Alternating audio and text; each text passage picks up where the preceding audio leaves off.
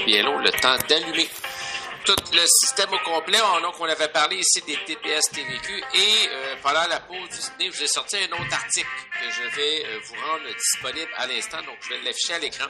Vous pourrez aller le chercher. Donc, c'est dans l'application vraiment.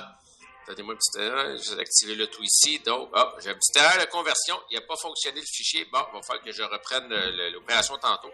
Ça me dit erreur. J'ai téléchargé puis j'ai laissé convertir. Il a planté, mais sur le site de l'OACQ, au pays, si ça ne marche pas, je vous donnerai le numéro d'article qui explique vraiment que dans la transaction, le vendeur fournit l'information. Donc, ce n'est pas au courtier à aller chercher l'information par un calcul lui-même. Et donc, et à la promesse d'achat, évidemment, d'indiquer cette information-là, mais je verrai vous donner le numéro d'article tantôt, à ce moment-là. Page 81. Donc, page 81, l'incorporation. Et ça, c'était une question qui a été demandée dans leurs examens. Ils ont demandé simplement nommer les avantages de l'incorporation, c'est-à-dire une compagnie qui détient un immeuble et non pas détenu personnellement.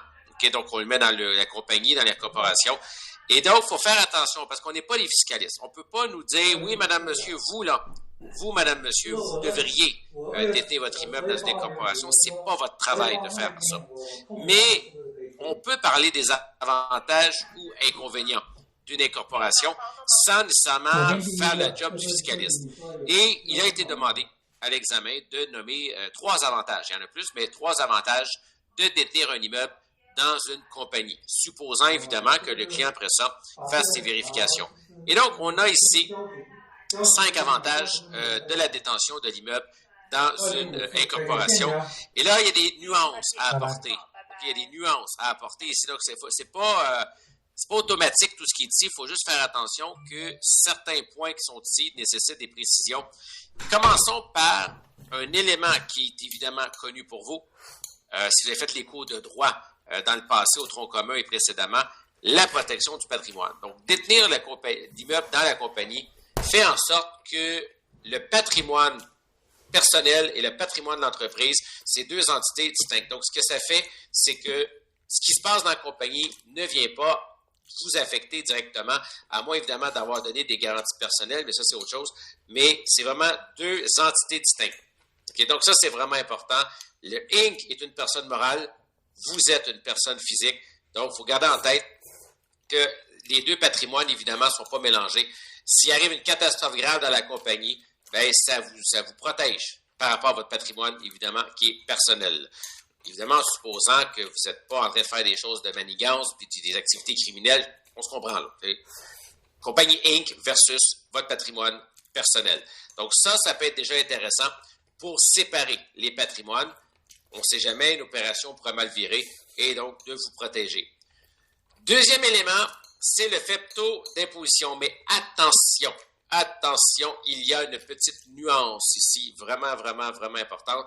C'est qu'au niveau du taux d'imposition, qu'est-ce qui arrive? C'est que le taux des entreprises, il est plus faible. Okay? Donc, personnellement, mais 2 petites nuances importantes. Premièrement, il y a des exigences ici. Okay? Il y a des exigences. C'est-à-dire que le gouvernement, il ne veut pas juste que vous créez une compagnie. Pas une compagnie, ah oui, mets la compagnie là-dedans, il n'y a pas d'employés, il n'y a pas rien, puis tu sais, une coquille vide, et je paye moins d'impôts. Ça ne marche pas comme ça. Il y a des exigences par rapport aux entreprises, nombre d'employés, mais il est possible, je dis bien, il est possible, si vous respectez toutes les exigences, donc vous respectez toutes les exigences, de bénéficier de taux d'imposition plus faibles si les exigences, évidemment, sont respectées. Et l'avantage, c'est que l'argent peut rester dans la compagnie dans le but, exemple, d'acheter d'autres immeubles versus vous êtes imposé à pleine braquette et là, à ce moment-là, pleine braquette, c'est plein taux personnel et là, évidemment, moins d'argent pour acheter d'autres immeubles. Mais attention, c'est pas automatique. C'est pas parce que tu crées une coquille vide que tu payes moins d'impôts.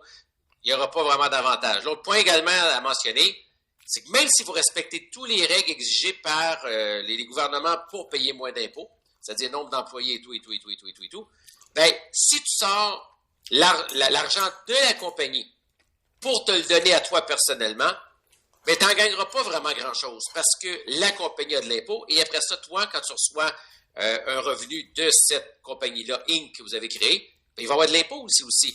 Fait que quelqu'un qui dit, moi, je fais 100 000 dans la compagnie, et je me sors 100 000 puis je me le donne, il n'y a pratiquement pas d'avantage à faire ça. Donc, il faut plutôt se servir du tampon de l'entreprise pour garder des sommes et s'en servir à faire d'autres investissements ou même peut-être des rénovations grâce à l'argent qui n'a pas été imposé pour faire prendre de la valeur à l'immeuble dans la compagnie et avoir un gain capital, évidemment, un petit peu plus élevé plus tard, mais on verra les avantages par rapport au gain capital. Autre élément, c'est la meilleure planification successorale, dans le sens où la compagnie possède l'immeuble. Elle l'achète et un jour, elle revend. Quand un propriétaire humain, une personne physique, achète un immeuble, oui, il va peut-être le revendre un jour, mais il peut aussi décéder. Quand il décède, bien, vous imaginez bien qu'en termes de succession, il y a tout un aspect de fiscalité qui intervient. Hein? L'immeuble a pris de la valeur, la succession, l'immeuble va être légué à un enfant, il y a des règles successorales, il y a toute l'évaluation de la valeur à ce moment-là. Quand la compagnie possède un immeuble et qu'un de ses actionnaire décède, la compagnie n'a jamais vendu l'immeuble. La compagnie a transféré l'immeuble. Voyez-vous la nuance? Ça ne veut pas transférer, excusez-moi, pas transférer l'immeuble, transférer les actions de l'entreprise qui détiennent l'immeuble. C'est ça que je voulais dire. J'ai dit la mauvaise affaire. Transférer les actions de la compagnie. Et donc, pour une planification successorale, par exemple, un propriétaire pourrait léguer, ou pas nécessairement léguer tout de suite, mais donner, vendre à la limite, mais ça, c'est s'il n'aime pas ses enfants, mettons, donner ses actions, tranquillement, pas vite, ou pour $1 symbolique, à ses enfants, tranquillement, pas vite. Donc, pendant qu'il est en train de planifier sa retraite, pas en train de mourir quand même, en train de planifier sa retraite, une personne pourrait, tranquillement, pas vite, laisser aller ses actions à ses enfants, ou alors, en cas de décès, tout simplement, transférer les actions. Ce qui fait que l'immeuble n'est pas officiellement légué, c'est la compagnie qui est léguée. Fait que ça, c'est un peu différent aussi, parce que ça permet également de changer de l'actionnariat sans vendre l'immeuble. Mettons, le parent veut se débarrasser de l'immeuble avant sa mort ou à sa mort, ben quelque part, si c'est avant sa mort, il devra le donner, le léguer, le vendre à ses enfants. Donc, il y a toute la question de la valeur du gain capital à ce moment-là. Alors qu'ici, les actions sont transférées aux héritiers, donc l'immeuble n'est pas en réalité vendu. Donc, d'un point de vue successoral, ça se planifie plus facilement, un peu mieux, et il y a moyen de faire des choses, même avant même le décès, de planifier la transition, parce qu'on transfère les actions. On ne transfère pas un immeuble qu'on vend, ici directement. Il y a pas en fait, au registre foncier, effectivement, la compagnie est toujours détentrice de l'immeuble. C'est au registre des entreprises. C'est au registre des entreprises où la compagnie, évidemment, aura des changements à ce moment-là de qui est les administrateurs de l'entreprise. Mais d'un point de vue immeuble au registre foncier, c'est toujours la société d'investissement ABC Inc. qui est propriétaire. Qui est propriétaire de la société d'investissement? Là, ça change, évidemment. Le fractionnement du revenu, qu'est-ce que c'est le fractionnement du revenu? C'est de se dire 2 fois 100 000 est peut-être moins élevé que 1 fois 200 000. Vous avez vu tantôt, on en a parlé, les impôts, c'est une pyramide. Plus tu gagnes de l'argent, plus tu es imposé de façon importante. Eh bien, il existe ce qu'on appelle le fractionnement du revenu. Et l'idée, c'est simple. Si vous et votre conjointe, exemple, excusez-moi un petit instant, je viens de mourir.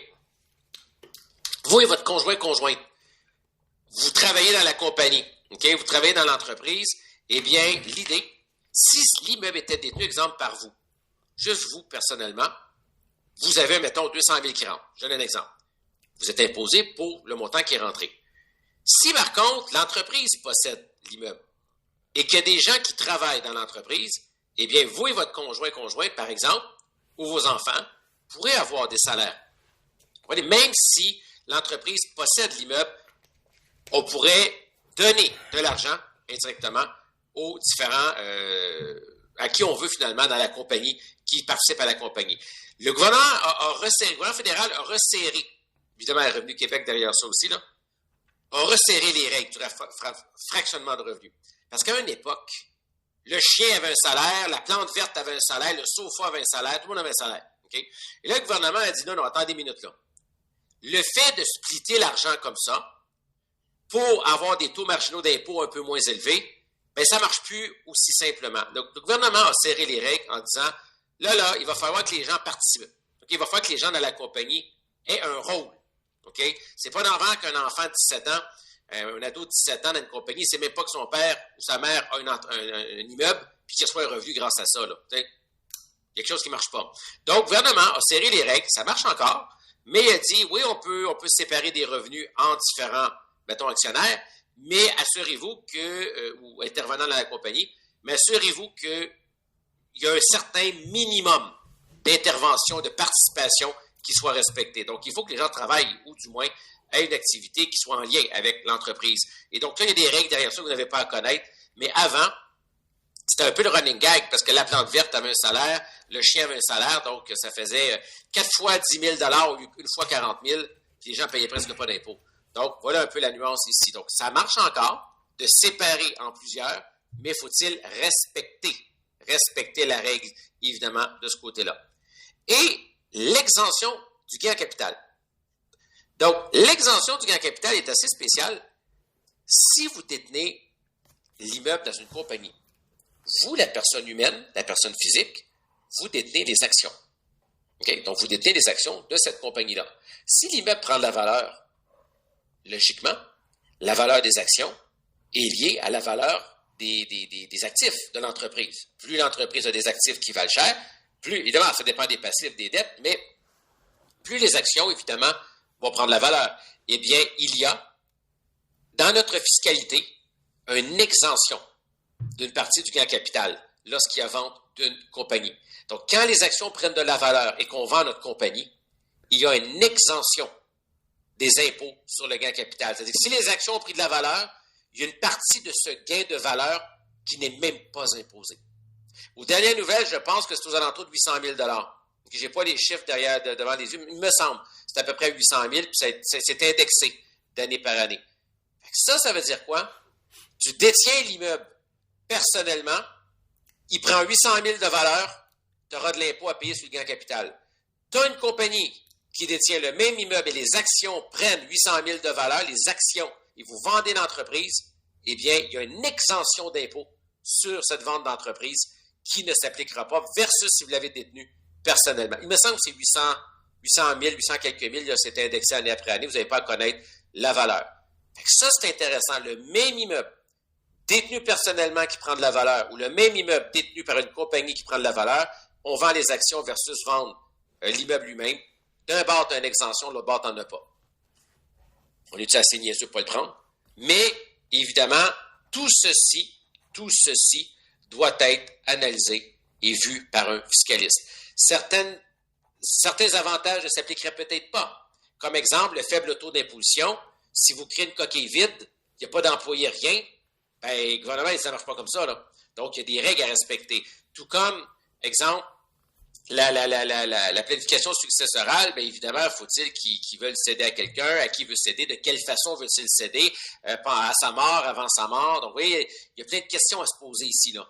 Fiscalement, c'est pas pareil. Fait que nous, on n'est pas experts, on ne peut pas donner des conseils en fiscalité, mais on peut connaître les avantages généraux, évidemment. C'est comme si je vous demandais quel est l'avantage d'avoir une voiture électrique. Bien, vous pourriez me dire, par exemple, l'avantage, c'est sauver de l'essence. Donc, on ne paye pas d'essence. Par contre, si vous me dites, moi, est-ce que je devrais m'acheter une voiture électrique? Mais ça dépend. Ça dépend ce que tu fais. Si tu me dis que tu travailles dans le Grand Nord à Couchouac, où il fait moins 45 à l'année ou pas loin, il fait un peu plus chaud que ça, mais quand même, je vais dire, peut-être que la voiture électrique n'est pas l'idéal pour aller travailler à Couchouac avec. C'est pour ça que je vous dis, un avantage peut être présent, ça ne veut pas dire qu'il s'applique à notre client. Il faut faire bien attention de ce côté-là. Par contre, il y a des inconvénients. Hein? Il fallait s'y attendre. Il y a des inconvénients. Et entre autres, parmi les inconvénients, eh bien, le coût de l'incorporation. C'est pas gratuit. Partir un Inc., ça nécessite quand même un certain processus. C'est pas hyper compliqué. On s'entend là. C'est pas hyper compliqué. Mais quand même, il y a tout un coût derrière ça. Donc, si vous n'êtes pas à l'aise d'engager quelqu'un pour vous aider, faire les démarches, ça nécessite évidemment une gestion plus complexe parce que là, il y a une personne morale qu'il faut gérer. Donc, ça veut dire des déclarations annuelles au gouvernement, des rapports d'impôts de la société. Donc, vous voyez, il y a d'autres travaux ici. C'est une structure plus complexe. Il y a de l'actionnariat, il y a des administrateurs. Ça prend des résolutions du conseil d'administration, évidemment, pour les différentes situations ici. Donc, voilà, tout ce qu'il y a ici, ça peut avoir comme impact. Donc, gardez en tête que dans les cas qui sont ici, eh bien, oui, partir d'une compagnie pour détenir des immeubles, ça peut être bien. Faut-il analyser l'ensemble des circonstances. Donc, faites attention, vous n'êtes pas fiscaliste et vous ne pouvez pas donner des conseils, mais à l'examen de l'OACQ, ça a été demandé. Nommez 3 avantages de l'incorporation. Nommez-les. Donc, expliquez-les dans vos mots. Nommez 3 avantages. Et évidemment, si le client il veut, madame, monsieur, allez voir un professionnel. Ça dépend de votre situation. Fait que voilà ici une question relativement simple, entre guillemets, qui a été demandée et dont vous avez évidemment les détails dans le manuel. Maintenant, qu'est-ce qu'on appelle une dépense d'exploitation et une dépense en capital? Ça va être capital, sans faire de jeu de mots, de connaître la distinction, parce qu'on sait que nos revenus nets, à partir du revenu brut, on déduit les dépenses d'exploitation. Dépenses d'exploitation, on pense à quoi? On pense à l'électricité, les assurances, les taxes, l'entretien. Bon. Je construis un garage. Est-ce que c'est une dépense d'exploitation? Pas vraiment. Donc, on va voir les nuances entre les deux. Qu'est-ce qu'on considère une dépense d'exploitation pour le calcul du revenu net? Et qu'est-ce qui est une dépense en capital qui s'ajoute au coût de capital de l'immeuble, guillemets, prix payé, évidemment, pour les déductions de DPA un petit peu plus tard qu'on va parler. Donc, des exemples de caractéristiques qui concernent une dépense d'exploitation. Quand tu n'es pas sûr, c'est-tu d'exploitation ou c'est-tu capital? Voilà des exemples ici qui vous permettent de réfléchir à la question. Restauration d'un bien sans l'améliorer au-delà de son état initial. Par exemple, vous avez une porte, la porte, elle fonctionne mal, vous réparez la porte. Elle fonctionne bien. Donc, la porte est comme était avant, elle n'a pas été remplacée par une toute belle, plus meilleure, plus solide. On a juste réparé ce qui ne marchait pas bien. J'ai restauré sans aller au-delà de l'état initial. Donc, si ça m'a coûté, mettons, $100, $150 d'entretien pour arranger la porte, dépenses d'exploitation, voyez-vous un peu le principe. Donc, je maintiens les lieux dans l'état. Remplacement d'une partie d'un bien qui n'est pas la partie majeure d'un bien. Par exemple, il y a des joints de silicone autour des comptoirs des locataires qui doivent être réparés. J'invente n'importe quoi. Vous n'êtes pas en train de remplacer le comptoir. Vous êtes en train de remplacer une partie du joint de silicone pour, évidemment, maintenir en bon état la cuisine ou peu importe. Ça peut rentrer là-dedans. Vous changez un robinet. Vous avez un lavabo, le robinet ne fonctionne plus. Vous changez le robinet. Donc, cette dépense-là, dépense d'exploitation, parce que c'est dans le but d'exploiter l'immeuble. On a changé une partie du bien, mais pas l'entièreté du bien. Dépenses qui se répètent à court et à long terme. On pense aux assurances, à l'électricité, les taxes. Donc, des dépenses courantes, régulières. L'entretien, déneigement, le gazon.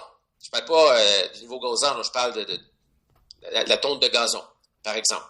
Ce sont des dépenses d'exploitation. Une dépense en capital, ça ne sera pas déduit du revenu net. Ça va être amorti et on parlera de l'amortissement fiscal dans quelques instants.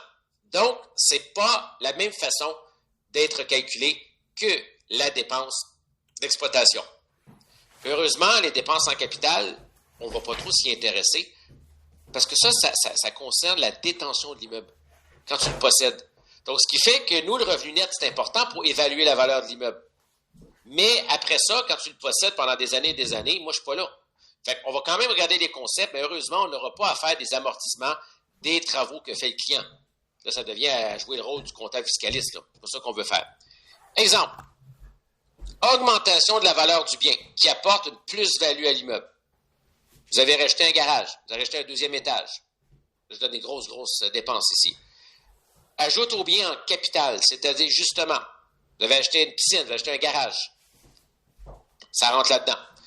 Amélioration d'un bien au-delà de son état initial, réparation majeure. Vous avez décidé d'acheter un bloc avec des cuisines correctes des années 70, et là, vous arrachez tout au complet, vous mettez le plus post-moderne qui existe, ultra luxueux, tout le kit.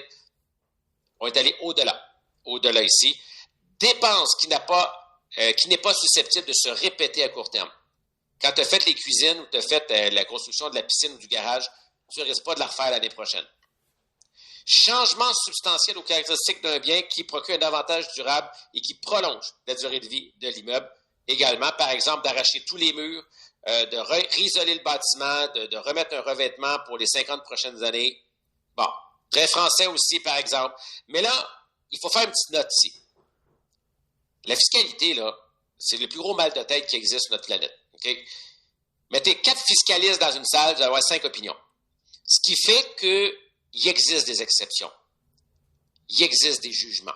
Heureusement, on n'est pas fiscaliste. OK? On n'est pas fiscaliste. Mais, gardant en tête qu'à un moment donné, quelqu'un peut contester une loi fiscale, et ouais, OK, c'est beau, on va le prendre demain. Bon, heureusement, ce n'est pas notre métier à nous. Qu'est-ce qu'ils ont fait à l'OACIQ par rapport à ceci? Eh bien, je vous résume exactement une situation qui a été présentée à plus qu'une reprise à l'examen de l'OACIQ. Ils vous ont donné les baux, un bail des baux, les baux d'un immeuble. Ils vous ont donné le taux d'inoccupation mauvaise créance et ils vous ont donné la facture, les factures des dépenses. Électricité, l'huile à chauffage, taxes. Et là-dedans, ils ont mis des dépenses majeures en capital. Dépenses qui n'est pas une dépense d'exploitation, qui ont fait une fois et qui ne reviendra pas, évidemment, à court échéance avant très longtemps. Et ils ont dit, dans l'examen, calculer le revenu net et ensuite la valeur de l'immeuble, TGA. Donc, revenu net sur TGA. Ils donnaient même le TGA. Vous l'aviez. Mais il faut que tu calcules le revenu net. Revenu brut potentiel, moins inoccupation, mauvaise créance. Quelle dépense que je prends? Bon, cette dépense-là, c'est-tu dans le but d'exploiter l'immeuble? Elle revient-tu souvent? Oui. Oh! Grosse dépense de travaux majeurs qui ne reviendra pas. On a ajouté quelque chose qu'il n'y avait pas sur l'immeuble. Non, je la tasse. Je prends mes autres dépenses d'exploitation, je calcule mon revenu net. Eh bien voilà. C'est ce qu'ils avaient fait. Ce qu'ils avaient fait dans l'examen, ils avaient mis une grosse... en fait, on la tasse et c'est tout, Yvan. Oui, exactement. Exactement. Parce que le but, dans cette question-là, quand on vend un immeuble, on veut la valeur maintenant. Quand on achète, on veut la valeur maintenant. Donc, après ça, comment sera déduit fiscalement cette dépense majeure? On s'en balance, pour ne pas dire autre chose. Ça ne nous concerne pas. Nous, ce qui nous intéresse, c'était d'évaluer la valeur de l'immeuble. Et vous savez que ça prend le revenu net. Eh bien, voilà. Donc, bonne nouvelle de l'histoire, c'est que si on vous demande de calculer le revenu net, vous n'avez jamais besoin de ces éléments-là. Et si jamais vous avez à calculer le gain capital d'un immeuble, bien, il doit vous donner le scénario et le client. Au moment du calcul de la vente, il doit vous donner combien vaut la fraction d'un amorti qu'on va voir tantôt. Donc, ça veut dire que tous les calculs avant, vous n'étiez même pas dans l'histoire à cette époque-là. Ça ne nous intéresse pas. Donc, cet élément-là ici ne peut pas vraiment intervenir par un calcul, parce que, un, ce n'est pas notre métier, et deux, dans les circonstances d'une transaction, ça pourrait pas... Vous n'allez pas arriver 3 ans avant, sans vendre ou acheter l'immeuble, puis être accompagné le client dans ses calculs. Voyons donc, ça n'a pas d'allure. Donc, ne vous inquiétez pas trop là-dessus. Ce qui est vraiment le point important à l'OACQ, c'était que quand ils ont demandé de calculer le revenu net, prends ce qui sont les dépenses d'exploitation, laisse faire le reste ici. Est-ce que ça va être assez drastique comme... Oui, c'était très drastique. Oui, ça l'était. Ce que moi j'ai entendu dire, c'était très, très clair. Ils ont même fait un examen démo à un moment donné, il y a très longtemps. Il y avait cette question-là qui était dedans. Et ça l'était très clair. Là. Ils avaient tout remplacé la garnotte par un bel asphalte neuf à grandeur des stationnements, alors qu'avant, c'était pas ça. Alors que le reste, il y avait des petites dépenses habituelles. C'était clair. Moi, ce qu'on me dit des comptes rendus, c'est que c'est très clair. C'est très, très clair. Et souvent, on me dit également que c'est comme en classe.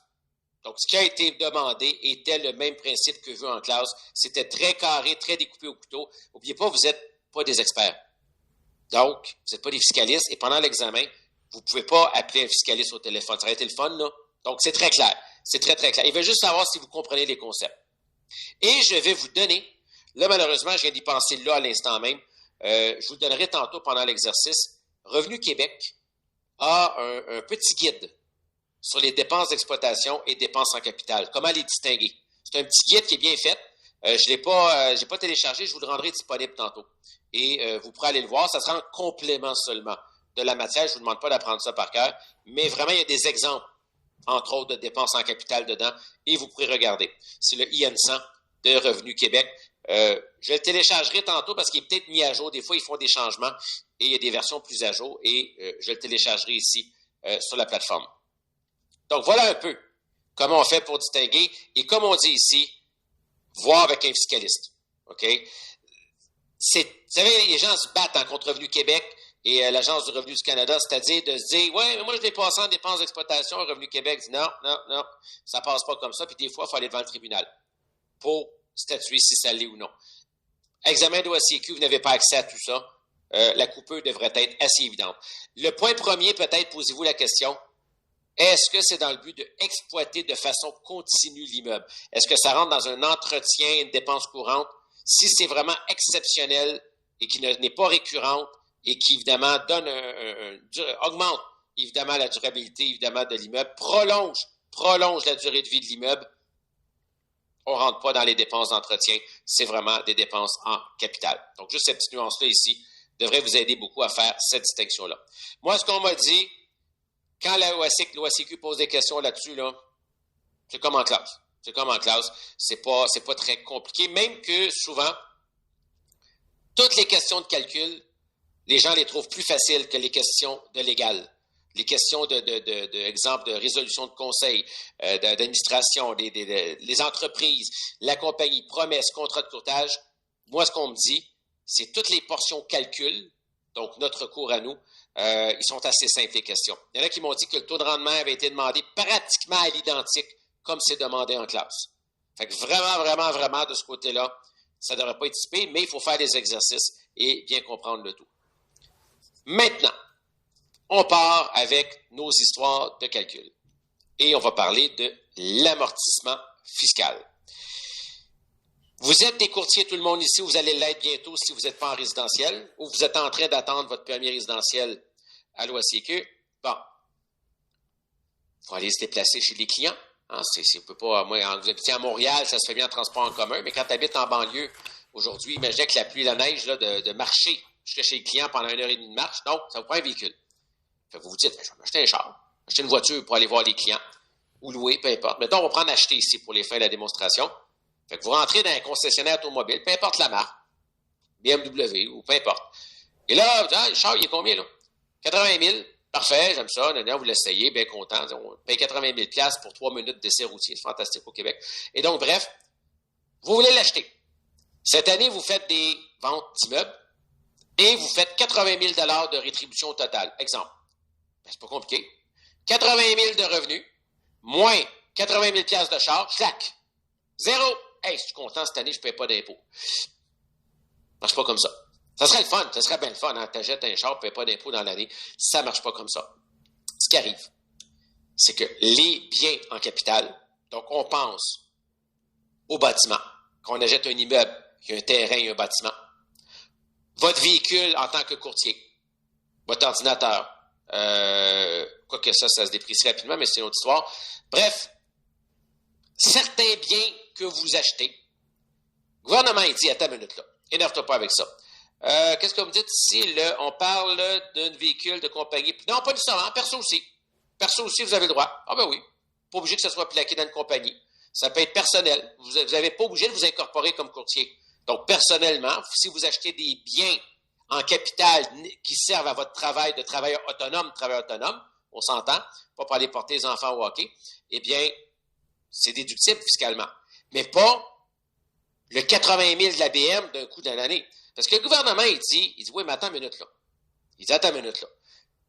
Ton auto, là, ton véhicule, comme d'autres biens également, la location, c'est complètement autre chose. La location, c'est autre chose. Pour ça, j'ai dit, l'exemple, c'était pour une acquisition. C'est rare qu'on va louer un immeuble. Ça peut se faire, mais nous, ce qui nous intéresse, c'est l'achat d'un immeuble, le bâtiment, comment le déprécier. La location, c'est complètement différent. C'est de dire, bien, regarde, ton char, il va être bon un certain nombre d'années. Eh bien, on va déduire à chaque année une petite tranche du véhicule. Ça s'appelle une DPA, déduction. À chaque année, une déduction pour amortir le véhicule. Donc, c'est comme si le véhicule est un tout, un total, et petit bout par petit bout, on déduit tranquillement, pas vite. Là, ce qui arrive dans une situation comme ça, c'est qu'il y a des règles pour les véhicules, pour les ordinateurs portables et pour les immeubles. Heureusement, la bonne nouvelle de l'histoire, c'est que votre véhicule, on s'en fout. On ne va pas faire de la DPA pour des biens de courtier immobilier. La seule chose qui va nous intéresser, c'est la DPA pour les immeubles, les bâtiments. Parce qu'on est courtier immobilier, les gens achètent et revendent des bâtiments. Fait que la DPA, les taux de dépréciation pour les autos, les ordinateurs, les équipements, ça ne nous intéresse pas. On va s'intéresser aux bâtiments seulement. D'ailleurs, dans le référentiel de compétences de l'OACQ, il y a la notion de l'amortissement pour l'immeuble. OK? Donc, c'est seulement l'amortissement immobilier, pas l'amortissement des ordinateurs portables. Donc, juste qu'on comprenne bien que le référentiel de compétences de l'OACQ, ce qui exige, c'est qu'on comprenne dans le cas d'une transaction immobilière, la revente d'un immeuble, les DPA, comment ça fonctionne. Donc, l'idée, c'est que le client qui possède un immeuble, il achète terrain et bâtisse,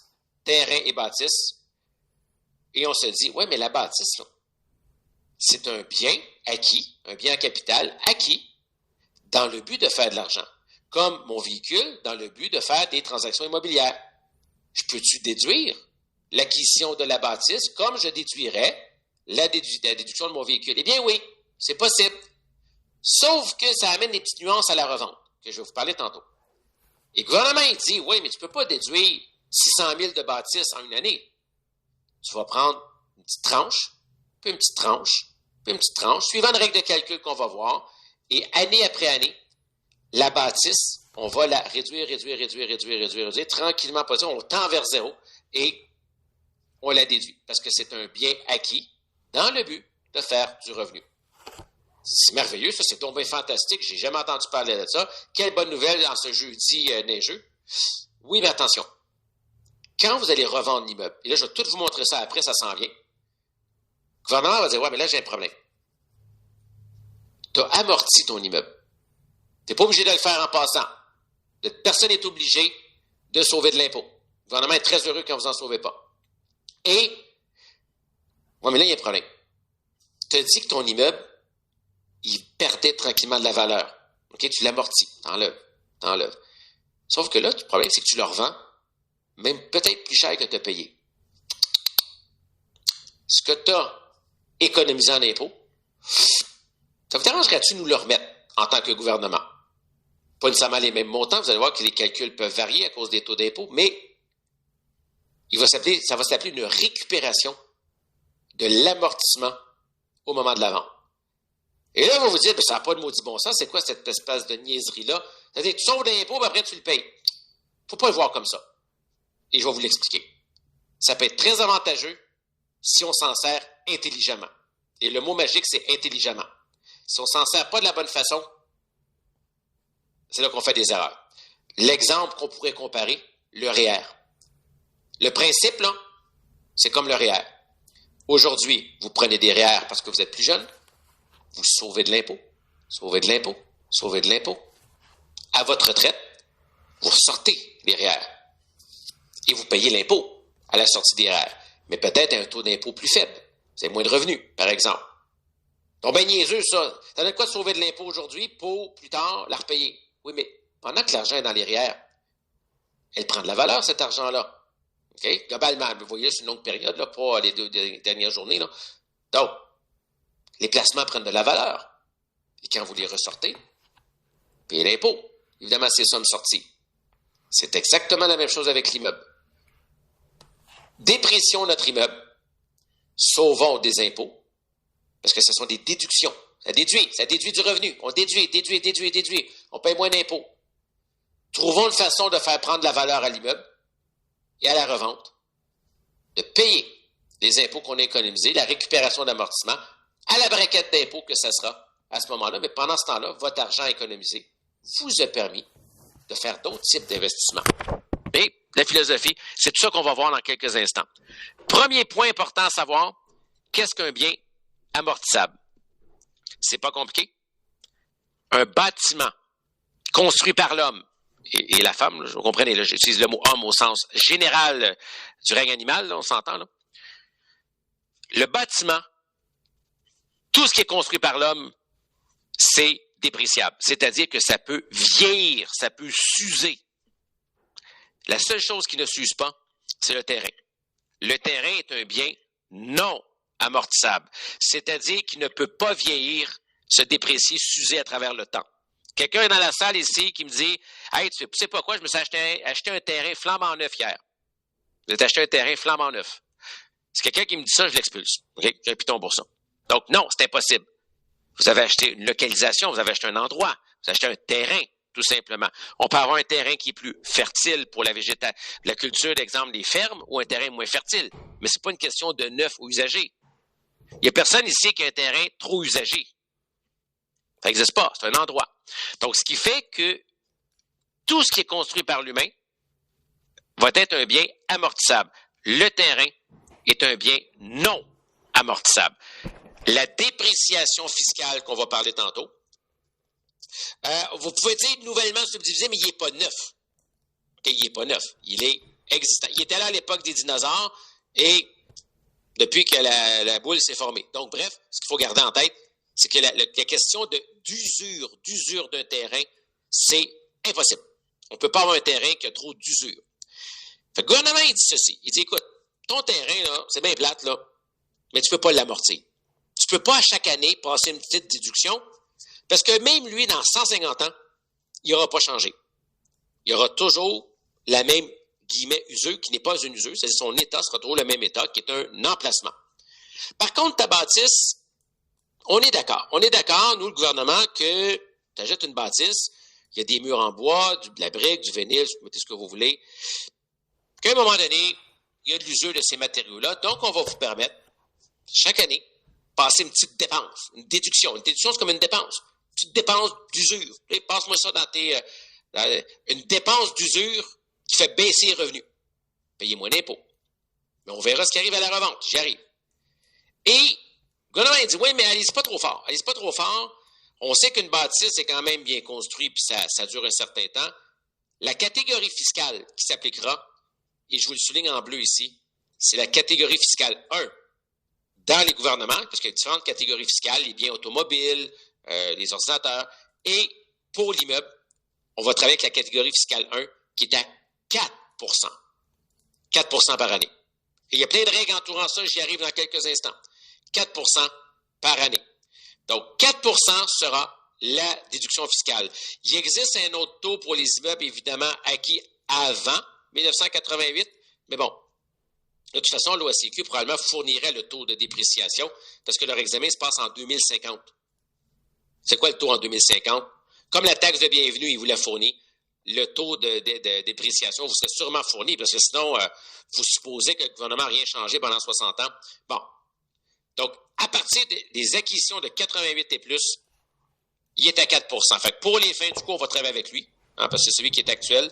Mais si on vous en donne un autre, le calcul est le même. Il faut juste utiliser la valeur qu'on vous donne. Fait que là, le gouvernement, il dit, écoute, ben, tu achètes un immeuble, on va te permettre, la partie bâtiment, de la déprécier. Chaque année, passe un petit bout d'usure, tranquillement, pas vite, dans tes dépenses, qui va te permettre de payer moins d'impôts au final. Revenu énorme, moins les dépenses. Si tu ajoutes un peu plus de dépenses, ben, tu payes moins d'impôts, parce qu'il y a moins de revenus imposables, tu as plus de dépenses. Un amortissement, c'est une dépense. C'est une fausse dépense qui n'est pas de la vraie argent, mais qui fait accroire qu'on a une dépense d'usure qui permet de payer moins d'impôts. Sauf que là, on a un problème. On se dit, oui, mais j'ai acheté cette magnifique bâtisse et terrain. J'ai payé le prix X. Fait que le gouvernement, il dit, mais parfait, sur la portion bâtisse, tu déprécieras, mettons, les choses sont ici, la DPA, 4 on va avoir des calculs tantôt. Sauf que là, vous dites, oui, mais attends une minute, il y a un problème. Moi, là, quand j'ai acheté, là, ça m'a coûté une taxe de mutation. Ça m'a coûté peut-être une rétribution du CCA, s'il y avait un CCA. Ça m'a coûté des frais d'avocat, des frais de notaire. Fait que là, ça m'écoeure un peu, madame, monsieur le gouvernement, que vous vouliez que je déprécie mon bâtiment. Le prix, évidemment, puis on parlera plus tard comment on arrive à la valeur juste de la bâtisse. Ça, c'est après cette matière-là. On va parler d'où ça vient, la valeur de la bâtisse. Mais monsieur, madame le gouvernement, regardez, on a un problème parce que moi, ça m'a coûté des frais, mais vous me dites, je devrais juste déprécier ma bâtisse. Ça m'écoeure, ça, j'ai payé la taxe de bienvenue. Fait que le gouvernement dit, énerve-toi pas. OK. On va te permettre, dans l'acquisition d'un immeuble, au moment de l'acquisition, d'y ajouter les frais reliés à l'acquisition. On va appeler ça, ici dans votre livre, je mets le point rouge, le prix de base rajusté. Le PBR. Prix de base rajusté. OK, c'est beau, monsieur, madame le client, le propriétaire. Rajoutez. Les améliorations, les frais accessoires liés à l'acquisition comme les frais de notaire, l'avocat, frais d'évaluation, droits de mutation. Donc, ce qu'on dit, c'est, quand tu achètes, et même plus tard, quand vous allez faire des améliorations, le coûtant de l'acquisition, là, vous pouvez l'augmenter en tenant compte de ce qui est permis. Évidemment, information que Revenu Québec, évidemment, précise dans ses guides et que le client devra s'assurer de faire correctement. OK, c'est beau. Quand je revends l'immeuble, OK?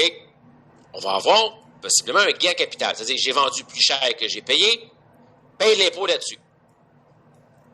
Ça m'emmerde, monsieur, madame le gouvernement, parce que quand moi je vends un immeuble, vous dites je l'ai vendu tel prix. Oui, mais c'est pas vrai. Parce qu'il a fallu que je paye mon courtier à la revente, il a fallu que je paye également des publicités, peu importe. Ça m'emmerde que vous me chargez de l'impôt là-dessus, alors que l'argent, je ne l'ai même pas gardé. Il y a une partie que j'ai donnée à mon courtier, à mon agent d'immeuble. Pourquoi vous m'imposez là-dessus? Fait que le gouvernement, il dit, OK, c'est beau. Énerve-toi pas. Quand tu vends un immeuble, tu peux déduire les frais reliés à la vente. On va appeler ça un produit de disposition. On ne l'appellera plus le prix de vente. On va l'appeler le produit de disposition. C'est-à-dire qu'il a déjà tenu compte des frais reliés à la vente, tels les honoraires des démarcheurs, la rétribution du courtier, les frais juridiques, le cas échéant. Et, rendu là, qu'est-ce qu'on va faire? On va avoir ce qu'on appelle un produit de disposition. Fait que, petit exemple qu'on va avoir ici, dans l'exemple dans le manuel, on l'avait à la page précédente, supposons un prix de base rajusté de 500 000. C'est-à-dire qu'il tient déjà compte de tous les frais reliés à l'achat. Si on dit prix de base rajusté, c'est que les frais reliés à l'achat sont déjà considérés. Je ne vais pas les recalculer deux fois. Ils sont considérés. OK. Et on me dit que la vente de l'immeuble a un produit de disposition de 600 000. C'est-à-dire qu'une fois l'immeuble vendu, tous les frais reliés à la vente ont été retirés. Donc, si on regarde avec des lignes comme ça ici à l'écran, j'augmente le prix d'achat pour avoir un prix de base rajusté et je diminue le prix de vente des frais. Regardez l'écart entre les deux, très petit. Et voilà pourquoi le propriétaire qui vend son immeuble a tout intérêt à bien calculer les frais reliés à l'achat et les frais reliés à la vente pour réduire l'écart entre la vente et l'achat, entre le prix de base rajusté et le produit de disposition, parce qu'il va payer l'impôt sur l'écart entre les deux. Fait que voilà pourquoi il faut bien gérer ses affaires, parce que s'il vous en manque, vous allez vous retrouver à être fiscalement imposé davantage. Et ça nous amène à une notion importante, qui est au référentiel de compétences, le gain en capital et la perte en capital. Donc, le gain en capital, qu'est-ce que c'est? C'est la différence entre le produit de disposition et le prix de base rajusté. Ça, là, c'est la définition principale. Je vends 600 000 produits de disposition. J'ai acquis prix de base rajusté 500. L'écart entre les deux, c'est 100 000 dans ce cas-ci. C'est le gain en capital. Donc, le gain en capital, c'est l'écart entre les deux. Ça, c'est au référentiel de compétences et vous en doutez bien que ce sera dans les différents exercices, examens qui viendront. Au Québec, et je ne parlerai pas des autres provinces, ça peut être la même chose, là, je vais juste parler d'ici. on a un avantage important, intéressant. Le gain en capital est à 50% imposable. C'est-à-dire que sur le 100 000 $ de gain, seule la moitié sera imposée à votre taux d'imposition. Donc, supposant un taux marginal à 45% d'impôt, on vous le donne. Quel serait l'impôt à payer? Eh bien, 100 000 divisé par 2, ça donne 50 000. 45% d'impôt là-dessus, vous aurez 22 500 à payer en impôt. 22 500 à payer en impôt. Au Québec, la moitié du gain en capital est imposable. Et voilà pourquoi il y a une différence entre posséder, et là je fais une petite parenthèse, des actions d'une compagnie X qui ne montent pas vraiment. Les actions, là, ils sont toujours pas mal stables, mais vous donnent des dividendes, du revenu. Et d'autres actions qui vous donnent rien pantoute, mais qui montent sans arrêt. On peut penser à Apple à une époque. Là, Apple, c'est moins pire, mais maintenant, à Steve Jobs de rien savoir donner des dividendes.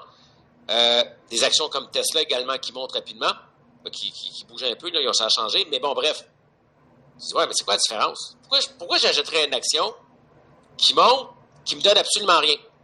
Et là, je ne vais pas embarquer dans des conseils, puis c'est pas ça du tout, mais dites-vous qu'une action qui monte et qui est revendue, la moitié du gain sera imposable. C'est un gain capital. Par contre, le dividende n'est pas imposé de la même façon. Fait que voilà pourquoi votre conseiller en placement doit tout évaluer ceci. Entre une action qui monte, une action qui ne monte pas, une action qui rapporte du revenu, qui ne rapporte pas de revenu. Parce qu'au Québec, il y a deux impositions qui ne sont pas la même chose. Un revenu de salaire versus ou des dividendes ou peu importe. Enfin, encore là, il y a des précisions fiscales qui sont particulières à ça.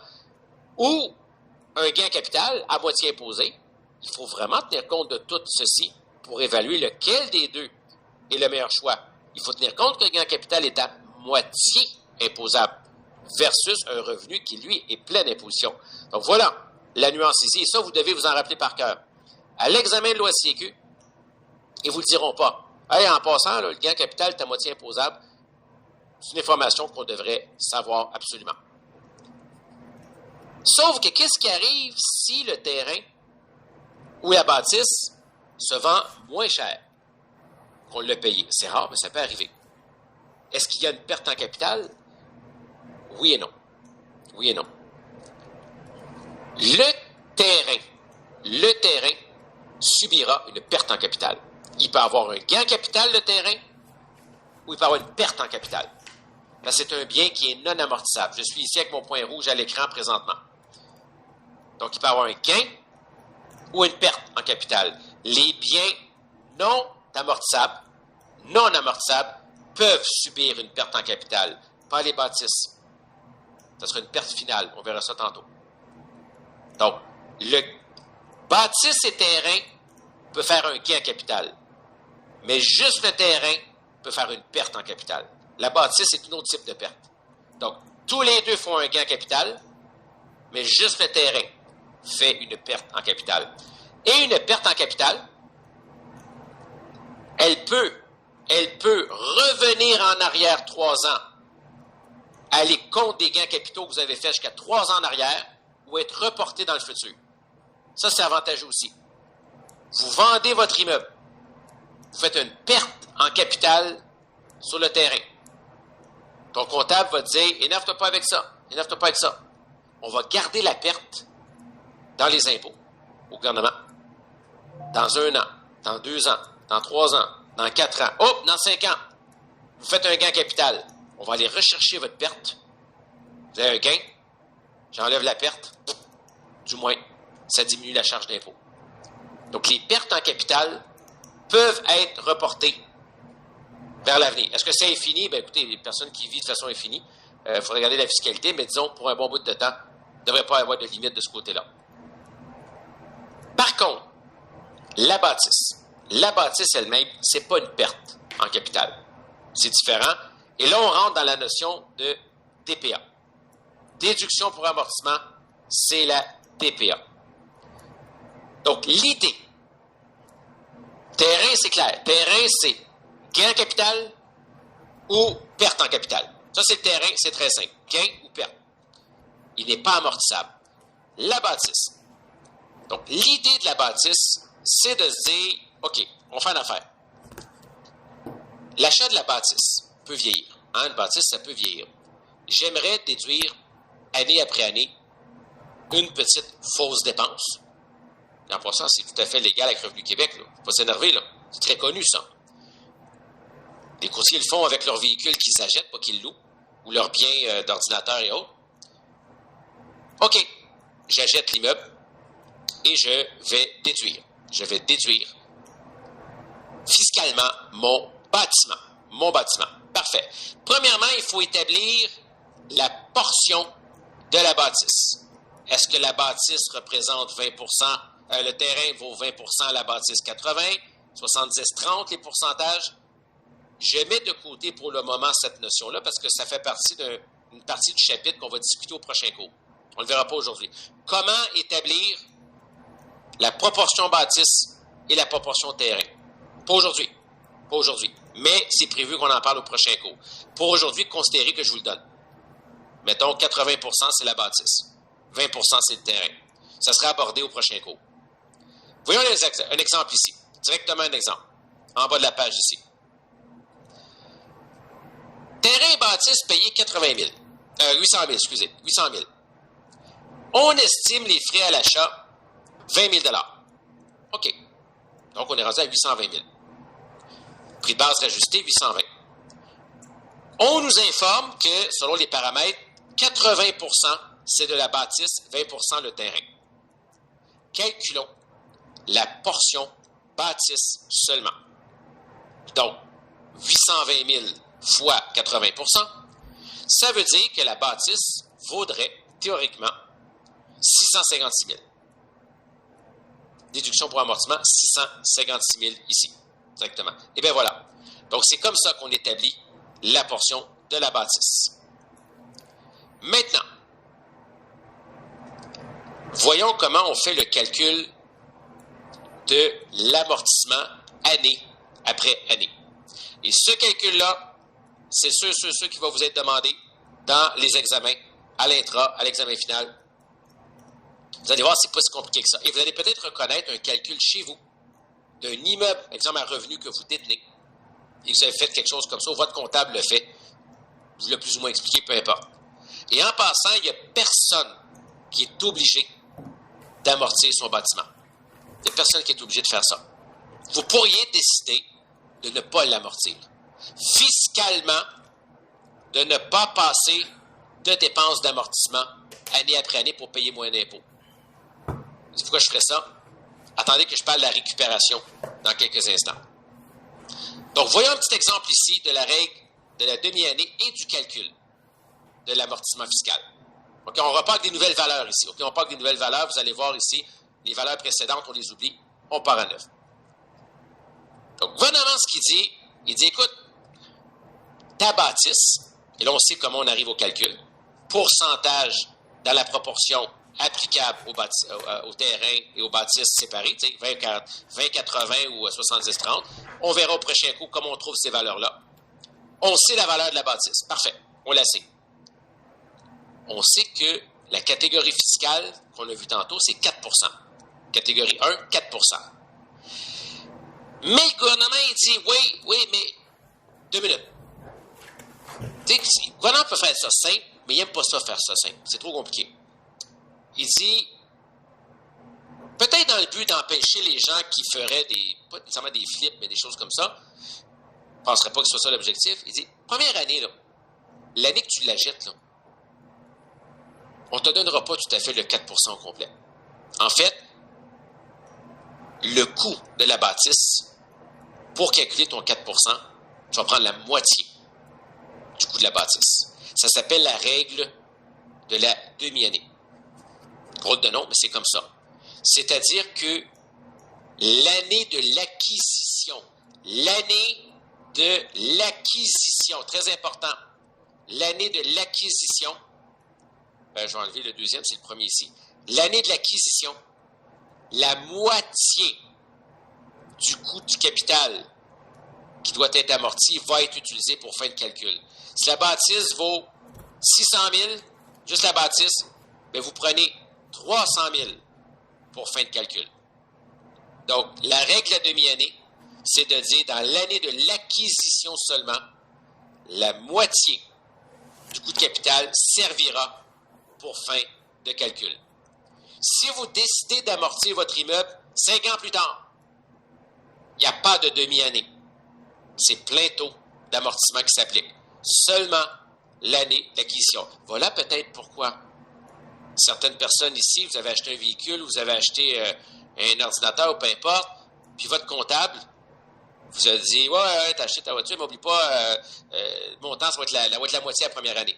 Hein? » Vous dites quoi? Et bien voilà. Et bien voilà. Donc, ce que vous aviez droit à l'amortissement, c'est la moitié pour l'année d'acquisition. Voyons l'exemple de calcul. Souvent, avec les calculs, on dirait que tout se place. Regardez bien les calculs. On repart avec des nouvelles données. La bâtisse, elle vaut 500 000 $. La bâtisse vaut 500 000. Si vous appliquez la règle de la demi-année, la moitié de 500, c'est 250. On est tous d'accord ici. C'est 250. Parfait. La règle de la DPA pour les immeubles acquis après 1988, c'est 4 %. Donc, on a une bâtisse qui vaut 500. L'année de l'acquisition, on en prend la moitié, 250. Et sur ce 250, on calcule 4 %. Eh bien, vous auriez droit, cette année, à 10 000 $ de déduction fiscale pour l'amortissement. C'est comme si vous aviez une dépense de 10 000 $ qui vous permet de baisser le revenu pour les impôts. Donc, si vous aviez, mettons, 40 000 d'impôts de revenus cette année, moins 10 000, il en reste 30. Vous payez l'impôt sur 30 000 au lieu de 40 000. Eh bien, voilà. Sauf que l'année prochaine, on fait quoi? Et c'est là la nuance du calcul. Imaginez que la bâtisse qui vaut 500 000, c'est comme un morceau de pain, une baguette française qui est rentrée au patrimoine immatériel de l'UNESCO hier, peut-être avant, là. Une baguette française. Ça, c'est 500 000 $. J'en prends 10 000 que j'ai déduit. Il reste combien? 490 000. Eh bien, c'est comme ça que ça marche. La première année, 500 000, la moitié est utilisée, 250. À 4 %, 10 000. Ce qui fait qu'à la fin de la première année, et en bas de la page, ici vous l'avez en bas de la page, à la fin de la première année, la bâtisse, elle vaut, dans nos livres, elle ne vaut plus 500 000 la bâtisse. Elle vaut 490 000. Mais vous, ce qu'on s'en va? Fiscalement, pour nous, dans nos livres, la bâtisse vaut maintenant 490 000. On avait 500, on en a passé 10 000 en dépenses, elle vaut 490 000. L'année suivante, le 490 000 et les années qui suivront, plein 4 %, c'est-à-dire pas de moitié du 490 000. Donc, 490 000, 4 % directement, 4 % directement. J'ai le droit à une dépense pour amortissement de 19 600. Une dépense qui baisse mon revenu de 19 600 $. Et ensuite, 490 moins cette dépense utilisée, il reste 470 que je n'ai pas utilisé. 470 400. L'année suivante, j'ai 470 400, plein 4 %, 18 816, il reste 451 584, et ainsi de suite, et ainsi de suite, et ainsi de suite, jusqu'à la revente. On va parler de ça en quelques instants. FNACC, c'est comme ça qu'on l'appelle également au gouvernement. Fraction non amortie du coût de capital. Et vous l'avez ici, je vais le souligner en rose à l'écran, ce ne sera pas bien long, ici. La FNACC, ça s'appelle la fraction non amortie, qui n'a pas encore été amortie, du coût en capital. Ça s'appelle une FNACC. Donc, j'ai commencé avec 500. La moitié pour fin de calcul. 490, 470, 400, 451. Et vous voyez que ça tend vers zéro. Tranquillement, pas vite. Plus on va avancer, plus le montant de la DPA année après année sera de moins en moins élevé. À part la première année qui est spéciale. Fait qu'après 3 ans, pour le gouvernement, et pour moi et pour tout le monde, mon immeuble vaut, théoriquement, dans mes livres, il vaut 451 584 en bas de la page à droite. Donc, théoriquement, je dis au gouvernement, parce que je l'ai amorti, Madame, Monsieur le gouvernement, mon immeuble vaut 451 584. Mais là, on le revend. On procède à la revente de l'immeuble. Fait que là, le gouvernement, il regarde ça, puis il dit, hey, vous l'avez vendu, votre immeuble, vous l'avez vendu, mettons, 600 000 $. Je dis, ouais, mais ça nous emmerde un petit peu, ça. Gentiment que vous le dites, évidemment. Vous dites, dans vos livres, votre fiscalité qui vaut 451 maintenant, vous l'avez amorti sous le prétexte qui était pour vieillir. Ben oui, parce que quand c'est construit par l'humain, ça vieillit, ça s'use. Mais ça donne que vous le vendez plus cher. Il n'y a pas d'inquiétude, vous ne serez pas accusé de fraude, là. C'est pas une fraude. C'est correct, tout est beau. Fait que le gouvernement, ce qu'il dit, il dit, écoutez, ça vous dérangerait-tu, vous n'avez pas le choix, de nous redonner les impôts sur l'amortissement que vous avez utilisé. Ça a l'air que vous avez été bien chanceux, vous l'avez vendu plus cher que vous auriez dû.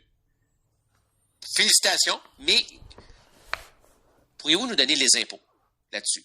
Et ça s'appelle la récupération de l'amortissement, qui est tout à fait normal, c'est pas un secret, c'est tout à fait normal, quand un bâtiment a été amorti et qui se retrouve à être vendu plus cher que sa valeur au livre. Le gouvernement dit, il n'y a pas de problème. Ce que vous avez sauvé en impôts, je vais vous demander gentiment de nous le remettre. Et ceci s'appelle la récupération d'amortissement. Comment ça fonctionne? Le paragraphe qui est ici est très important. Pour trouver la récupération, c'est-à-dire le montant sur lequel les impôts vont se calculer, il faut déterminer l'écart entre la FNACC, donc la valeur après un certain nombre de temps, la valeur au livre, et le montant le plus petit entre le produit de disposition ou le prix de base rajusté. Si le prix de base rajusté est plus petit que le produit de disposition, on prend l'écart entre la FNACC et le PBR, sinon l'écart avec le produit de disposition. Là, quand tu lis cette phrase-là, tu as le goût de prendre 2 Advil. Je vais vous faire un dessin. Regardez bien ça. Ça a l'air compliqué. Ça n'est pas tant que ça. Regardez tout le monde la marge à droite. OK? La marge à droite, carrément. Je vais indiquer des informations dans la marge à droite. Produit de disposition. Donc, je vais marquer PDD ici. Produit de disposition. Je vends le tout 600 000 $. Donc, le bâtiment est vendu 600 000 $ en produit de disposition. J'avais acheté ce bâtiment, prix de base rajusté, j'avais acheté 500. Et j'ai déprécié mon bâtiment tellement qu'il vaut maintenant 451 584, soit la valeur que vous avez à la page précédente. Okay? C'est de là que ça vient. On va l'appeler la FNACC. Et voilà. Donc, j'espère que tout le monde voit à droite. Je vais peut-être le grossir un peu, qu'on le voit un petit peu mieux. Et voilà, ici. Vous voyez à droite, dans la marge, si vous ne voyez pas, tassez un peu votre zoom. J'ai vendu 600. Je l'avais payé, produit de base rajusté 500. Mais au livre, dans les livres, ça vaut 451 000. Eh bien, le gouvernement, il dit ceci. Et regardez bien ce que je fais. Tu vas me calculer l'écart entre la FNACC et le plus petit des 2 autres montants. Quel est le plus petit montant entre 600 ou 500? C'est 500. Eh bien, ceci, c'est ceci. L'écart le montant d'argent que représente 500 000 moins 451, ça représente 48 000 $. Eh bien, ce 48 000 $ s'en va dans vos revenus et vous allez être imposé dessus. Pleine braquette d'impôt. Il n'y a pas de moitié ici. Full. Si vous êtes à 45 % de taux marginal, 45 % là-dessus, directement. Non, il ne vous lâchera pas, le gouvernement.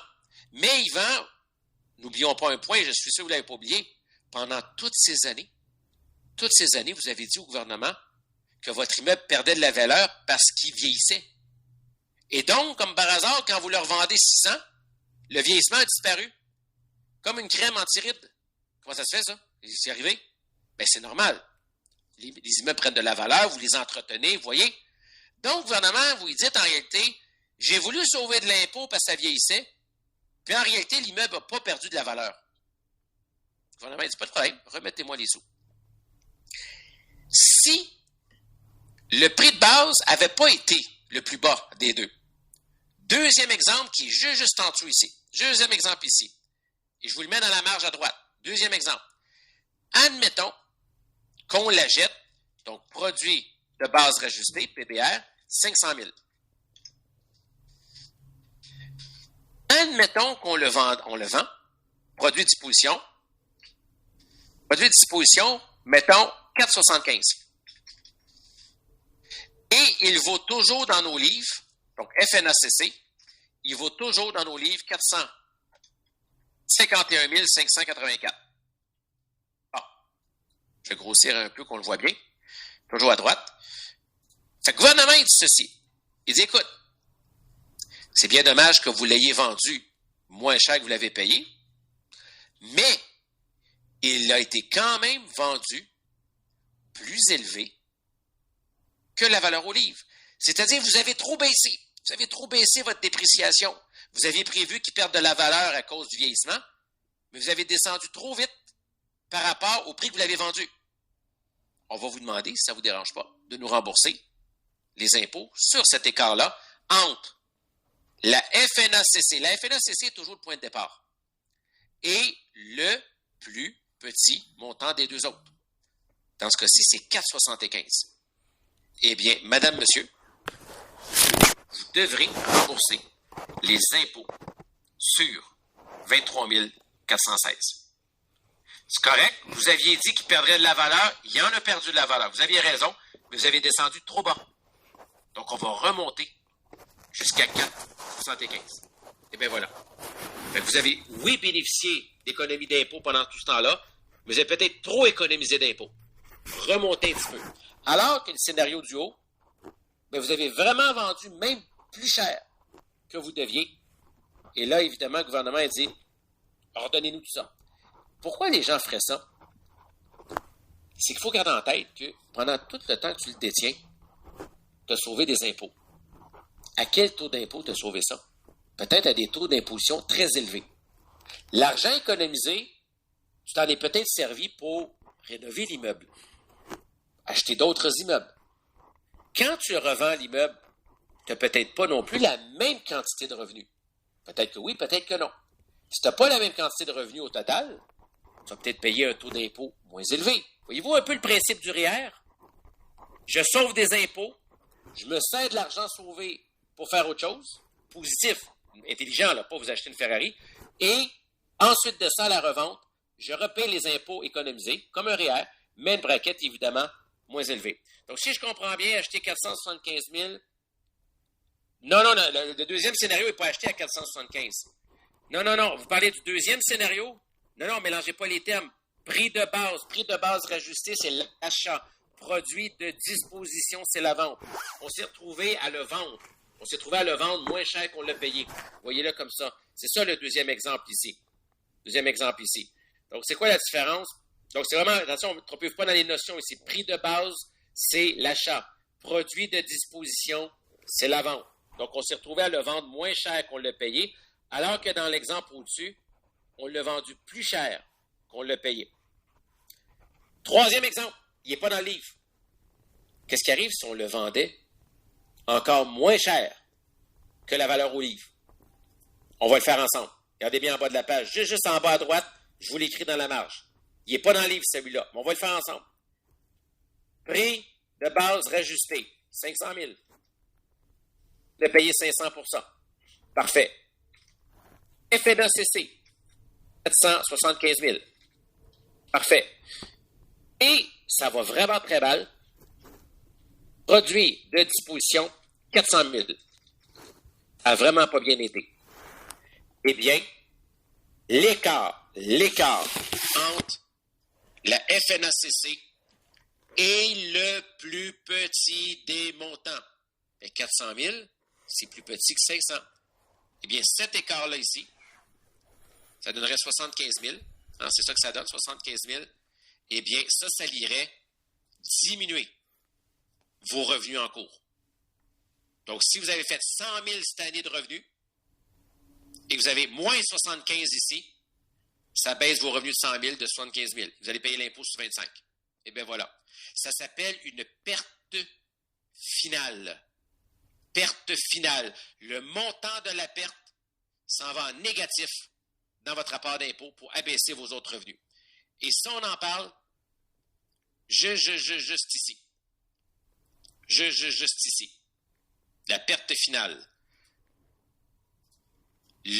Précédemment, donc, lorsqu'il y a une perte en capital, évidemment, on en a parlé, non amortissable, on en a parlé. Toutefois, dans le cas d'un bien amortissable, la bâtisse, on parle plutôt d'une perte finale. Lorsqu'il y a une perte finale, la perte fiscale est déductible des autres revenus. Fait qu'un terrain qui se vend moins cher, on reporte la perte dans le futur contre d'autres gains en capital. Ou on peut revenir 3 ans en arrière, baisser un gain en capital. Mais souvent, les gens reportent par l'avant. Donc, une perte d'un terrain, on le reporte dans le futur contre d'autres gains en capital. Une perte sur un bâtiment va aller en négatif dans votre rapport d'impôt, baisser vos autres revenus. Paf, directement. Et là, il y a quelques exceptions quand les montants ne balancent pas, mais on va laisser des comptables. Tout ce qu'on sait, c'est que c'est une perte finale. Après ça, le rapport d'impôt, ça concerne le comptable, ça ne nous concerne pas. C'est comme ça que ça marche. Évidemment, on va faire un exercice pour pratiquer tout ça, parce que c'est pas évident, mais vous voyez un peu le principe. L'idée, c'est que quand je possède un immeuble, et on en parle ici dans les avantages ici, l'idée, tu n'es pas obligé de t'en servir, mais si tu décides de te servir de l'amortissement fiscal, si tu décides de t'en servir, chaque année, tu déduis un petit peu. Ça baisse la valeur dans les livres de l'immeuble. Ça baisse les impôts. Tu sauves de l'impôt. Oui, on arrive avec Sandrine dans quelques secondes. On va faire un exercice avant de se quitter. Puis au prochain coup, il y aura d'autres exercices également. J'y arrive dans quelques secondes. Tu baisses tes impôts année après année. Les économies d'impôts, sers-toi-en pour faire d'autres investissements. Ou entretenir ton immeuble. Ou lui donner de la valeur. À la revente, si tu vends plus cher, la portion entre, et où est-ce que mon point est rouge en ce moment, entre le prix de base et la FNACC, ceci devient donc un revenu 100% imposable. Deuxième exemple en dessous, si jamais tu vendais un peu moins cher, seulement l'écart entre la FNACC et le prix de disposition sera un revenu. Toujours l'écart entre FNACC et le plus petit de l'autre. Et si jamais tu vends plus cher que de payer, c'est ce qu'on a ici en haut, que le point rouge, je vais changer la couleur de mon crayon, parce que comme Zayvan, il ne nous lâche pas, eh bien ceci, c'est le gain en capital, qui est à moitié imposé. Ça n'a pas fini, hein? On l'a vu tantôt. Donc, tu revends ton immeuble 600, prix de base 500, tu l'avais déprécié, mais le gouvernement t'impose 2 fois. La récupération de l'amortissement, plein revenu dans les impôts, et le gain capital, la moitié imposable. Bienvenue à Revenu Québec. C'est le même, ça marche.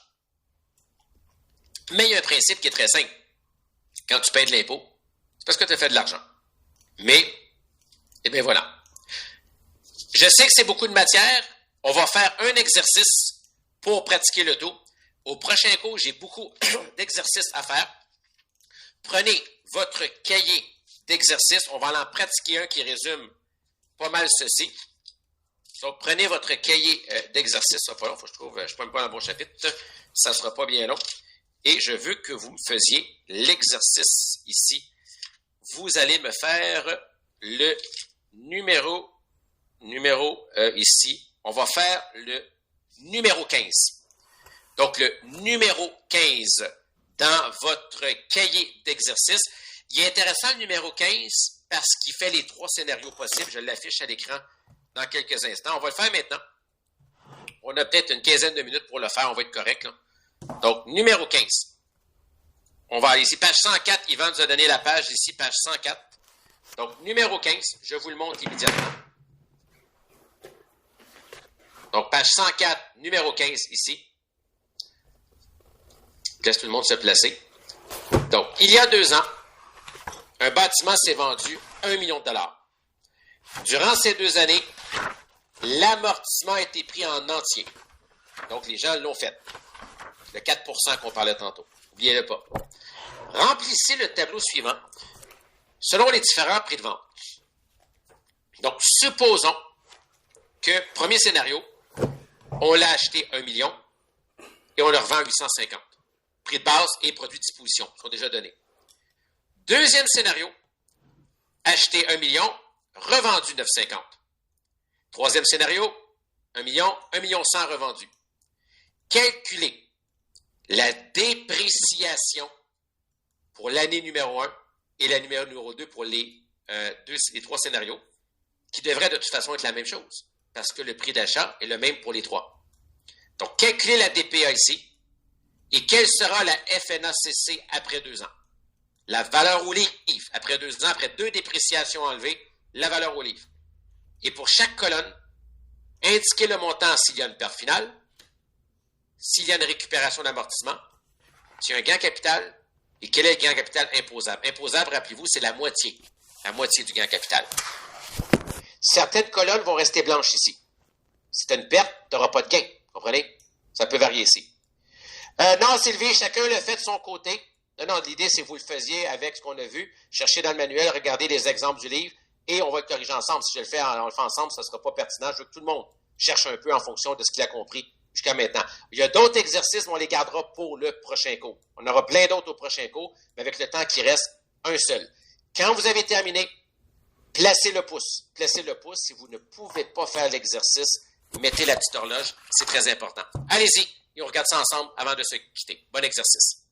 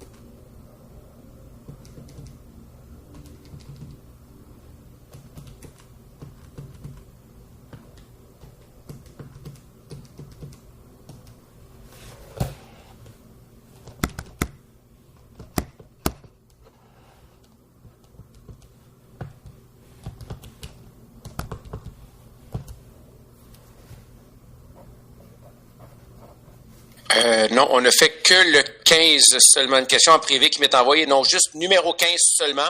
On gardera les autres numéros pour les prochains cours. Là. On va vraiment faire le 15 et le détailler au niveau de la solution. Et ensuite, on aura terminé notre journée. Donc, numéro 15, placez votre pouce quand vous avez terminé.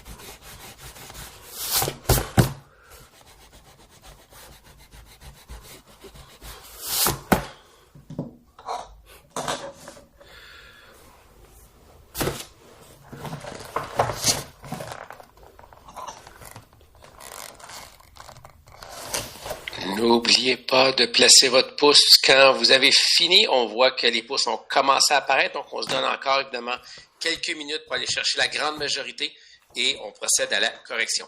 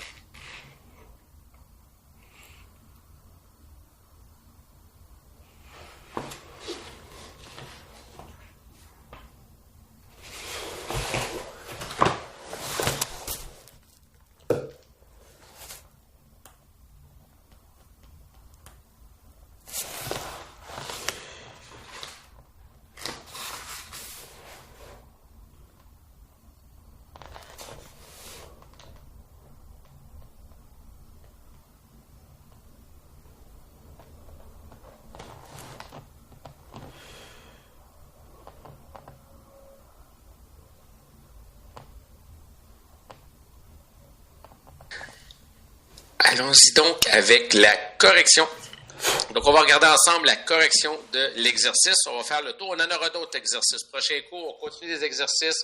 On va finir chapitre 4, c'est sûr, mais il va y avoir encore beaucoup d'exercices. Vous allez pouvoir le livre, il y en avait vraiment dedans à plusieurs endroits. Donc, on va revenir là-dedans. On avait juste peu de temps aujourd'hui pour faire un premier exercice. Donc, on va aller voir le tout, page 296 et suivante, le numéro 15. Ce ne sera pas là le temps que je positionne le tout ici. Donc, on va aller chercher ceci. Attendez, suite de code un petit peu avant ça. Et voilà, numéro 15 ici. Donc, qu'est-ce qui se passe? Analysons un peu la situation. Qu'est-ce qui se passe ici? On a 1 million, 1 million, 1 million et différents produits de disposition. Parfait. Bon, ça commence par la DPA. Donc, on a 1 million le bâtiment et on sait que l'année d'acquisition est à moitié imposable pour ce qui est de, pas imposable, mais applicable pour la DPA de 4 %. Donc, la moitié de 1 million, c'est 500 000 $. Donc, 1 million, la moitié, 500 fois 4 %, ça donne 20 000 $. Voilà pourquoi on arrive à 20 000 $ ici. Première année pour les 3 scénarios parce que c'est tout 1 million. C'est tout 1 million et la moitié d'1 million, c'est 500 000 fois 4 qui donne 20 000. Mais quelle est la FNACC après une année? Je vais l'écrire dans la marge de gauche. Bien, si on a 1 million moins 20 000 c'est égal à 980 000 Et 980 000 pour la deuxième année fois 4 Donc, la deuxième année, c'est 980 000 qu'il faut utiliser, pas 500 000. 980 fois 4 et ça donne 39 200. 39 200 total après 2 ans de 940 800. Ça, c'est le total après 2 ans. Donc, voilà la petite nuance ici, il faut faire bien attention. Le 1 million, on en prend la moitié pour la première année d'acquisition. Ça donne 20 000. On enlève le 20 000 sur 1 million. Il reste 980. Deuxième année, le 4 il se calcule sur 980. Et ça donnait 39 200. Total, 940 800 ici, la FNACC, après 2 ans. Maintenant, sachant la valeur que ça vaut après 2 ans, sachant la valeur d'acquisition et la valeur, évidemment, à la revente, le produit de disposition, calculons les 3 scénarios. Et je vais mettre les 3 scénarios dans la marge de droite. Donc, à droite, je vais mettre les 3 scénarios. Je vais mettre le premier scénario, ici, où on va avoir quoi? Le truc, là, pour vous aider, là, placez verticalement les 3 informations. La vente, l'achat et la FNACC, du plus cher au moins cher, du plus élevé au moins élevé. Ça va vous aider à jouer avec ce qui se passe. Donc, si on prend le premier scénario, quel est le plus élevé qu'on a dans notre scénario? Nous avons, dans le premier scénario, 1 million prix de base rajusté. Donc, PBR, 1 million. Je vais marquer 1M ici, là, ça va être plus rapide. 1 million. Ensuite, qu'est-ce qu'on a comme deuxième valeur? La FNACC est à, je vais l'agrandir un peu, mais je n'ai pas beaucoup de place, 940 800. Et troisième élément, c'est la vente. Produit disposition qui est à 800. Il manque un 0 948 800, 0 de plus, et voilà. 800 plus tôt, et voilà, on va l'avoir, il manque un 8. On va venir l'avoir, 940 800. Bingo. Et le produit de disposition est à 850. Ben voilà. Donc, qu'est-ce qu'on fait à droite dans la marge? On part toujours de la FNACC, tout le temps, et on s'en va chercher le plus petit des deux autres. Là, ça s'en va vers le bas. 850 est plus petit, vu qu'on s'en va vers le bas, directement. Eh bien, cet écart, vu qu'on vend moins cher que ça vaut dans nos livres, c'est une perte. Eh bien, cet écart-là, c'est une perte de 90 000 $. Donc, de la FNACC, on a vendu moins cher. Donc, on a perdu. Perte finale, 90 800. Il n'y a pas de récupération d'amortissement, il n'y a pas de gain en capital, c'est normal parce qu'on a vendu moins cher que ça valait dans nos livres. Donc, premier scénario, ça va pas bien. On n'a pas vendu, évidemment, de façon miraculeuse. Deuxième scénario. Qu'est-ce qui se passe-t-il dans le deuxième scénario? Encore une fois, classé du plus élevé au moins élevé, ça va vous aider à faire la séquence. Donc, le plus cher. Prix de base rajusté, 1 million. Ensuite, le deuxième, le produit de disposition, PDD. Ici, le produit de disposition, 950 000. Et la valeur au livre, donc la FNACC, 940 800. Ben voilà. Donc, on recommence le processus. Je vais changer le crayon de couleur, je vais le mettre en vert. On part de la FNACC tout le temps, tout le temps, tout le temps, tout le temps. Est-ce qu'on monte ou on descend? On monte. Donc, on va récupérer. Dès qu'on va vers le haut, on récupère. Dès qu'on va vers le bas, on va à une perte finale. Et on va aller chercher la plus petite valeur des deux. Eh bien, on monte ici à 950. Donc, petit écart de 9 200 $. Pas de gain capital parce que je n'ai pas vendu plus cher que j'ai payé.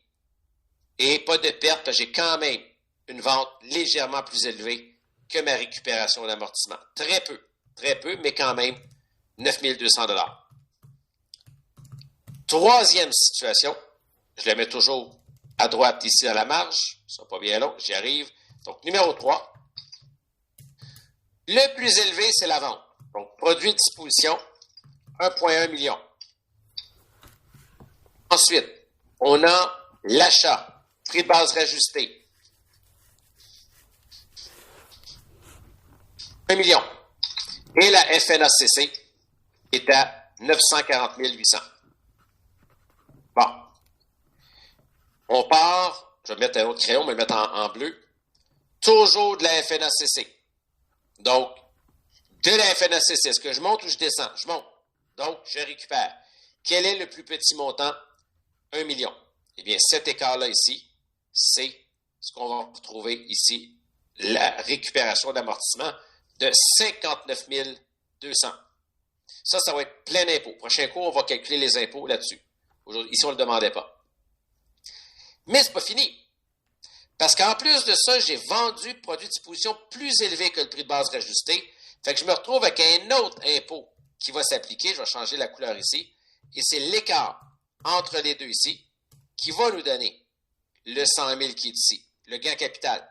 Donc, la différence entre 1,1 et 1 million, c'est 100 000 de gain capital, dont la moitié, c'est ce que vous avez enfin à la toute fin ici, la moitié ici, c'est 50 000 $. Donc, 100 000, la moitié du gain est imposable à 50 000 $ ici. Donc, ça donne 100 000, la moitié, 50 000. L'impôt, le taux d'impôt se calculerait sur la récupération d'amortissement et sur le gain capital imposable. C'est là-dessus que les impôts se calculeront quand on fera les calculs d'impôt. Et bien voilà, c'est comme ça que ça fonctionne ici pour ce qui est de notre gain capital, perte finale, gain capital imposable, récupération d'amortissement. C'est exactement ce que veut le référentiel de l'OACQ et on comprend les principes. Si on vend en dessous, si on vend entre les deux ou si on vend plus cher qu'on a payé. Vous avez les 3 scénarios possibles dans le tableau qui est ici. Si vous aviez à vous donner une échelle de 1 à 10 sur le travail que vous avez fait, comment ça a été, numéro 15? C'est le premier qu'on fait, on va en faire d'autres. On va en faire d'autres ici. Vous ne comprenez pas, le 52 900, j'y arrive. Ça ne sera pas long. 10 sur 10, 10 sur 10, 7 sur 10, 10 sur 10, 9 ici, 6 plutôt, 7. OK. Le 59 200, vous ne comprenez pas? OK, gardez bien. Je vais juste effacer ceci pour qu'on ait de la place pour voir. Et voilà. Donc, ce qui se passe, regardez, je vais l'encercler en cyan ici, là. Ça, c'est le 3e scénario. Vous avez vendu 1,1, a été payé 1 million. Mais depuis que vous l'avez payé 1 million, vous l'avez tellement déprécié avec la DPA que maintenant, ça vaut dans les livres 940 800. OK, ça vaut 940 800. Et là, le gouvernement, il dit, ça donne que vous l'avez vendu 1,1 million. C'est fantastique. Mais vous devez récupérer l'amortissement, c'est-à-dire rembourser la récupération de l'amortissement. Et la règle de la récupération de l'amortissement est très simple. C'est toujours l'écart entre la FNACC et le plus petit des deux autres montants. Mais quel est le plus petit montant entre 1,1 million ou 1 million? Ben, c'est 1 million. Donc, si vous calculez l'écart entre ces deux-là, je ne sais pas si vous voyez bien à droite, je l'ai mis dans la marge à droite. Regardez la marge à droite, sinon vous ne le verrez pas. L'écart entre 1 million et 940 800. Donc, si vous faites 1 million moins 940 800, ça vous donne une récupération de 59 200. C'est comme si le gouvernement disait, sur 59 200 que vous avez déprécié dans le passé, mais vous allez nous remettre le tout. Vous allez nous remettre le tout. Donc, on va calculer les impôts là-dessus et vous allez nous rembourser ces impôts-là. Mais en plus de ça, vous êtes tellement chanceux que vous avez vendu plus cher que vous aviez payé, eh bien, vous allez payer le gain capital sur l'autre écart, c'est-à-dire entre le prix vendu, en fait, le prix de base rajusté et le produit de disposition pour créer ici le gain capital entre les deux. C'est de là qu'il vient le 59 200. C'est que le gouvernement, il vous permet de, mais pas vous permet, il vous demande de récupérer cette somme qui a été à l'origine, qui a une DPA dessus, pour rembourser les impôts que ça correspond. Notion de gain capital impossible. Notion imposable, vous voulez dire. J'imagine que c'est imposable, vous vouliez dire. Imposable, c'est ce qu'on a vu tantôt. C'est ce qu'on a vu tantôt dans le manuel. Regardez, regardez, je ne me serai pas bien long. Je recule en arrière dans le manuel ici. Regardez bien, ce ne sera pas long. Je recule ici. Regardez qu'en capital ici, directement. Et c'est ça ici. 50% du gain capital est imposable. 50% de 100 000, la moitié de 100 000. Ça revient à ce qu'on a vu tantôt à la page 85. Au Québec, le gain capital est à moitié imposable. Voilà d'où ça vient. Ça, vous devez le savoir par contre. Ça se pourrait qu'à l'examen de l'OACQ, il ne vous le donne pas. Okay? C'est une notion qui fait partie des notions élémentaires qu'on doit connaître. Donc, peut-être qu'il fournira aussi, hein, c'est possible qu'il le fournisse, mais prenez pas de chance. Moitié du gain est imposable pour fin de la valeur, du gain capital imposable à être imposé. C'est bien la matière, je le sais. Prochain cours, on va tout repratiquer ça de long en large. Donc, on va le faire à plusieurs reprises. On va le faire également dans le chapitre 5 également. Donc, aujourd'hui, en fait, Yvan, c'était pas la question. Dans cet exercice-là, on ne demandait pas parce que vous n'aviez pas de taux d'impôt. Si on avait eu un taux d'impôt, on aurait pu le calculer, mais on ne l'avait même pas. Mais dites-vous que le taux d'impôt, ce serait calculé sur 59 200 et sur 50 000 ici. Donc, ces deux-là, le pourcentage d'impôt, ce serait calculé là-dessus, directement. Plus et plus, exactement. L'impôt du 59 000 et l'impôt du 50 000, c'est ça qu'il aurait dû payer. À gauche, aurait payé de l'impôt juste sur le 9 200 et à droite, aurait eu un négatif, un revenu négatif de 90 000 $ sur ses autres revenus pour sauver de l'impôt. Mais on n'a pas le taux d'impôt ici, fait qu'on on peut pas faire le calcul, mais dans les prochains cours, on fera ces calculs-là. Tout le monde, avant qu'on se quitte, placez-moi le pouce vers le haut. Je vais prendre vos présences pour fin de statistiques seulement.